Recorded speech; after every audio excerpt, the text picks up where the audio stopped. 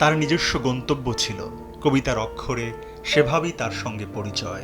তিনি যখন চলছেন অন্য কোথাও অজানা গন্তব্যে, তখন তারই কবিতা সামনে এসে দাঁড়ালো।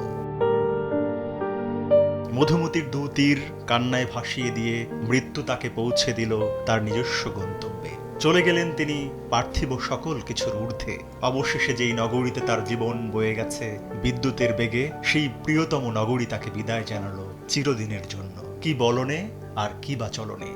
কবি আপদমস্তক কবিই ছিলেন, তাই তো বাঙালি তাকে মনে রাখবে। তার অনেক কারণ আছে।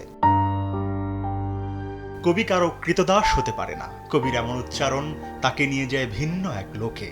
সেখানে তিনি এক এবং অনন্য। 1949 সালে নেত্রকোনা জেলায় তার মামা বাড়িতে তার জন্মগ্রহণ। এরপর ক্রমাগত তিনি কবিতার সাথে সাহিত্যের সাথে বসবাস করেছেন। এখন জন্ম সনদ দিয়ে খোলো বিকাশ স্টুডেন্ট অ্যাকাউন্ট। নিজের বিকাশ নিজে কর। বেশ কিছুদিন ধরেই অসুস্থ ছিলেন। অবস্থার অবনতি হলে তাকে ভর্তি করা হয় হাসপাতালে। গত শনিবার তার চিকিৎসায় একটি মেডিকেল বোর্ডও গঠন করে হাসপাতাল কর্তৃপক্ষ। অসীম সাহা বিষণ্ণতায় ভুগছিলেন। এছাড়া পার্কিনসন, কোষ্ঠকাঠিন্য ও ডায়াবেটিস রোগেও ভুগছিলেন তিনি। সবকিছুর সমাপ্তি করে চলে গেলেন তিনি।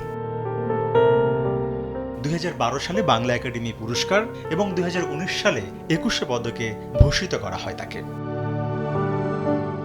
তবুও যেতে হবে, মানুষের এই তো নিয়তি, আর এই তো সে গান। সময় হলেই তবে দেহ থেকে উড়ে যাবে পাখির পরাণ। কবির মৃত্যু দিনে তার কবিতায় এভাবে মিলেছে আশ্রয়। তরিকুল ইসলাম সৌরভ, সময় সংবাদ, ঢাকা।